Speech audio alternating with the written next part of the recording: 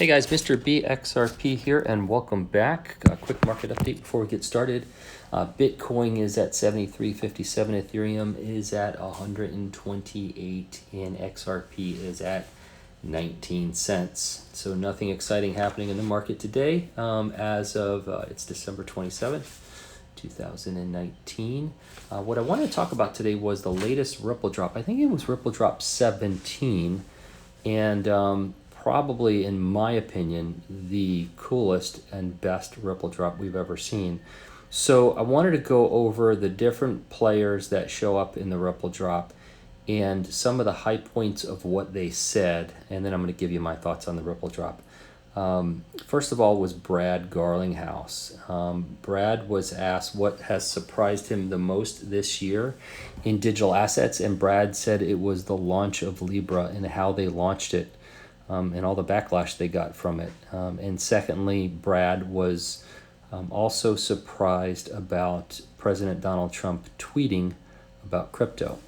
He was also asked what was his aha moment, and for Brad, the aha moment was when it sounded like there was a shift from MoneyGram being a little cautious and careful about how they were going to, approach the use of ODL, and Brad's aha moment was them flipping and becoming major fans of it, to the point to where we even can remember Alex Holmes this year complaining that they couldn't move fast enough, they couldn't open up the corridors fast enough, but Brad his aha moment was MoneyGram becoming such huge fans of what Ripple does.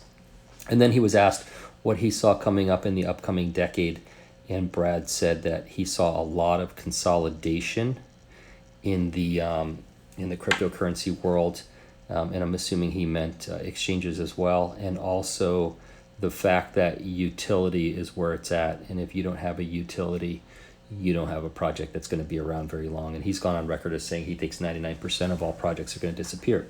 So next up was David Schwartz, and David Schwartz was asked what was his biggest surprise this year, and his answer was the growth of RippleNet and how many weak projects shook out over the year.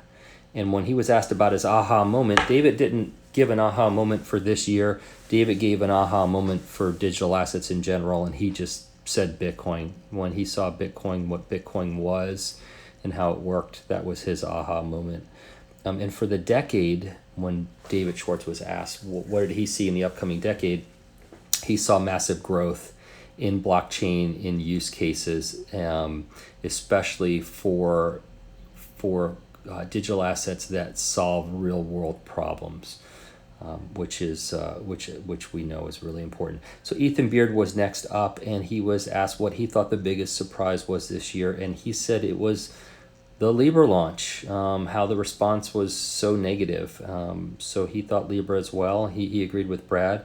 Also, they asked his aha moment, and he said the moment he realized that payments weren't anything more than IOUs until now. That was his big aha moment. And when he was asked what he saw coming up in the upcoming decade, he said that he saw blockchain replacing the plumbing of financial systems is not the exact words he used, but that was the meaning of what he said, how blockchain was going to change the way financial systems work, in the pingings of the financial systems. And then it was Ashish Birla's turn, and his surprise was how fast privacy has become important. And he meant that in reference to the negative response to Libra and Facebook. And he used Facebook as an example. So he kind of jumped out there too on Libra, like Brad did and Ethan did. And then he was asked what was his aha moment, and he said his aha moment was back in 2013 when he saw a small group of Mexican developers move money instantly, like they were a big bank or a big financial institution, and that was his aha moment. And then when he was asked what he saw in the upcoming decade, he said he believed that people were underestimating how much impact the blockchain is going to have on their lives, which I thought was really a big one. Marcus Treacher was then asked his biggest surprise of the year, and he agreed with David Schwartz and said the pace of the growth of RippleNet was his biggest surprise.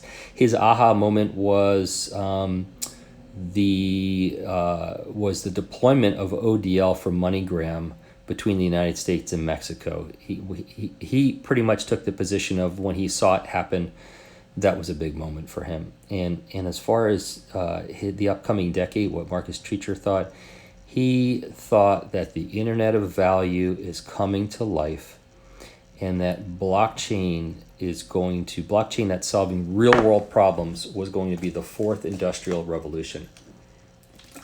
That's some powerful stuff right there. And then Brianne Madigan was next up, and I got to tell you something.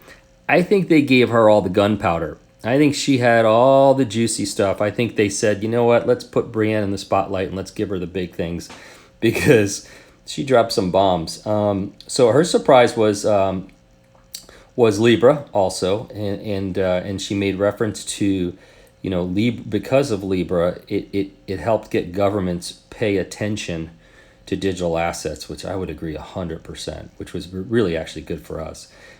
She said she saw some consolidation of exchanges, which was a big surprise to her. She complained about the fact that there's too much fake volume out there, and it still surprises her that there is so much fake volume out there. And the other surprise was ODL being the first real utility use case of digital assets. I think it's not so much that she was surprised, I think she was excited about that.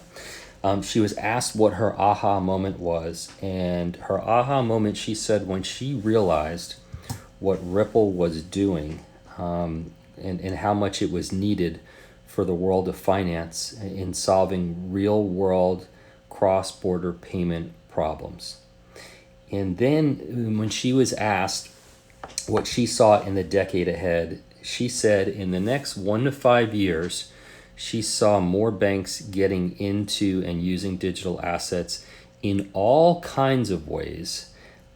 She also said, and this was a bomb drop, that she saw central banks using digital assets. And it's funny, within hours of her saying that, we saw reports of 18 different banks preparing to use digital assets. And as we know, one central bank doesn't want another central bank's digital asset. And I only know of one way that they can send each other the digital assets, and it's a pretty exciting method of doing it. The other thing she said was she thought there was going to be the derivatives market is going to explode. So derivatives, digital assets and derivatives, which I think is absolutely huge. And lastly, she saw in the next decade heavy consolidation in the space, and I think she was referring to exchanges and things of that nature. And last up was Monica Long, and Monica Long said that her surprise was how big the demand was for ODL was a big surprise to her. And her aha moment was back in 2003 when Chris Larson originally explained his vision of the Internet of Value. So she goes way back with him, and that's when he made an impact in her life. And when she was asked what she saw coming up in the upcoming decade, she said her long view over the next 10 years was the boom of digital assets and the Internet of Value being equivalent to the growth of the Internet in the early 2000s. So I really thought that was amazing. I thought it was a absolutely great piece that they did, and really was something else.